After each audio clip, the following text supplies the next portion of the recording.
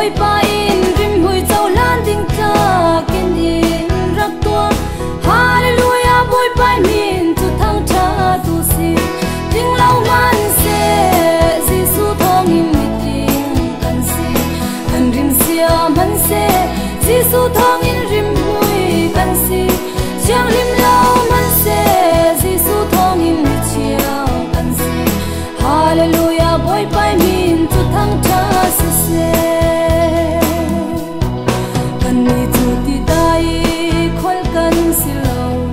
Calvary ti khuri khol chami kan si mi chiang nim ban sui ram nom chau tu ding mi kan si